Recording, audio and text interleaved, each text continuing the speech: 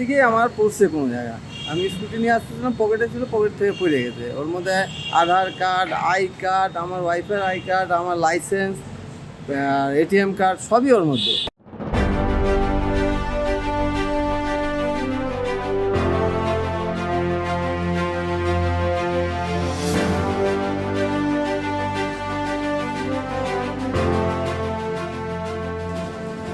হারিয়ে যাওয়া নথি খুঁজে পেয়ে ফিরিয়ে দিল শিলিগুড়ি মেট্রোপলিটন পুলিশের শিলিগুড়ি থানা পুলিশ। জানা গিয়েছে, প্রায় সপ্তাহখানেক আগে শিলিগুড়ির গেটবাজার সেন্ট্রাল কলোনির এক জনৈক ব্যক্তি গাড়ি নিয়ে যাওয়ার পথে রাস্তায় হারিয়ে ফেলেন যাবতীয় নথির একটি ব্যাগ। এরপর এক সপ্তাহ কেটে গেলেও বহু খোঁজাখুঁজি করার পরেও তা না পেয়ে হতাশাগ্রস্ত হয়ে পড়েছিলেন তিনি। এদিকে এসএফ রোডের ওই রাস্তাগুলি দিয়ে পেট্রোলিং করার সময় রাস্তায় ব্যাগটি পড়ে থাকতে দেখেন পুলিশ আধিকারিক গোপাল মণ্ডল। এরপরেই তিনি ব্যাগের ভেতরে সমস্ত নথি দেখতে পেয়ে ব্যাগ মালিকের খোঁজে নেমে পড়েন। প্রযুক্তির সাহায্য নিয়ে ব্যাগ মালিকের ফোন নাম্বার জোগাড় করে তার সাথে যোগাযোগও করেন তিনি। এদিন শিলিগুড়ি থানায় তার জরুরি নথিপত্র তুলে দেওয়া হয় আনোয়ার হোসেনের হাতে। এদিন মানবিক পুলিশের সহযোগিতায় জরুরি নথি ফিরে পেয়ে রীতিমতো খুশি ব্যাগ মালিক। তিনি ধন্যবাদ জ্ঞাপন করলেন পুলিশ কর্মী গোপাল মণ্ডলকে।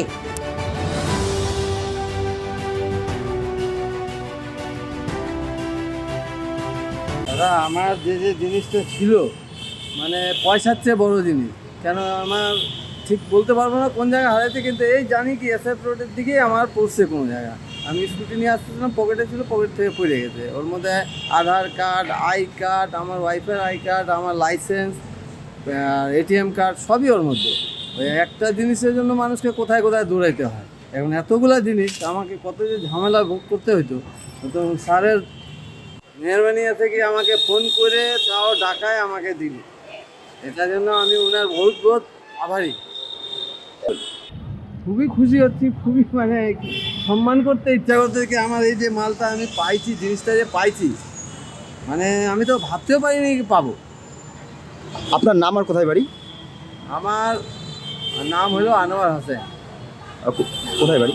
আমি এখন বাড়িতে ছিল পেলে, আগে চাম্পাশাড়িতে, এখন থাকি এই আপনার গেটবাজার সেন্ট্রাল কলোনি। এইটা তো আমি এই এক সপ্তাহ হয়ে গেছে মনে করেন হারাইছে। এই আমার তো আইডিয়া নেই কোথায় পৌঁছছে, কিন্তু আমি খুঁজে বেড়াচ্ছি এসএফ রোডে, গেট বাজারে। আর যার জন্য আমি আপনার এই কী বলে এনজিপি থানায় ডায়েরিও করছিলাম। আমি ভাবছিলাম এই গেট বাজারটা এদিকে কোনো জায়গায় পড়ছে।